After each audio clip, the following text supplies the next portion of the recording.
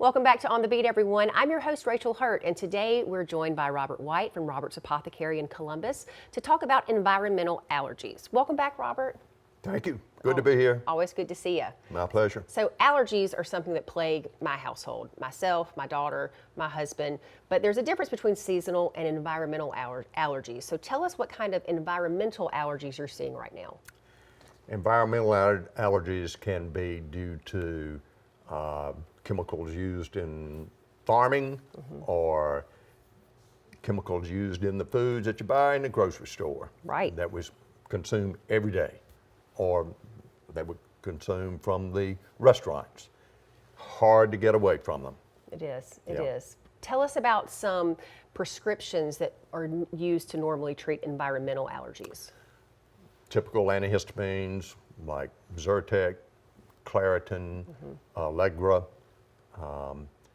We also have, and you can get over the counter now by showing your driver's license, the ones that have Sudafed in them, like Claritin D or Zyrtec D. So those are over the counter now? Those are over the counter now.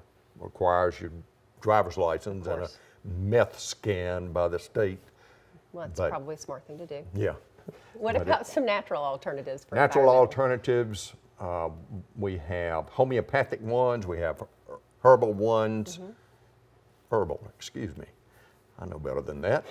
And there's one called quercetin that's been made famous with COVID because it helped with COVID so much. It helps with all sorts of allergy symptoms. Have one that's particularly good called Natural Dehist, and it's a blend. Been using it for about 10 years, and it has a number of things in it. It cleans out environmental toxins. It has NAC, which turns into glutathione, and as one of my doctors calls it, it's a garbage truck. It just goes through the body cleaning out all these toxins. So that's good. Yeah, I take a NAC supplement every day. Every day. Every day. It's good for a lot of things. It is, it is. Do you find that there's a difference in the side effects from the prescription medications versus the natural alternatives? Most of the prescription ones are pretty clean. Zyrtec can make you sleepy, so we say take it at night, so that's no big deal. Benadryl is the one that's used. You're going to get drowsy with it. Right. Xylitol is makes you sleepy, right? Yeah, it's very similar to Zyrtec. The over-the-counter ones, the homeopathic ones, don't cause drowsiness. They won't raise your blood pressure like the Sudafed component would do. Right. And then a good thing to be doing is like saline nose spray. Just spray a couple of times every day, just flushing stuff out. Or use a neti pot. You familiar with a neti pot? I'm familiar with a neti pot. I've never used one, but I have seen them. That gives a big flush. Right. Just saline, and you just flush all manner of stuff out. Oh, and when the pollen starts to get around, I mean, that is probably a no-brainer. You need to do that. No-brainer. Speaking of, seasonal things that come about, what about poison ivy?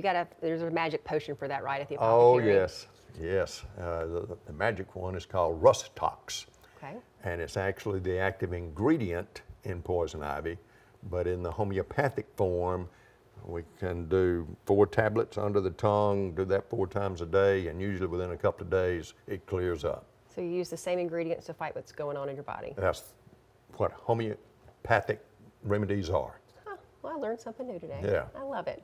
Well, if you suffer from environmental allergies, please go see Robert or one of the other team members at Robert's Apothecary. Go in and visit with them so you can talk about your symptoms, and they can put you on the path to being allergy-free somewhat this spring. We'll be back after this short break.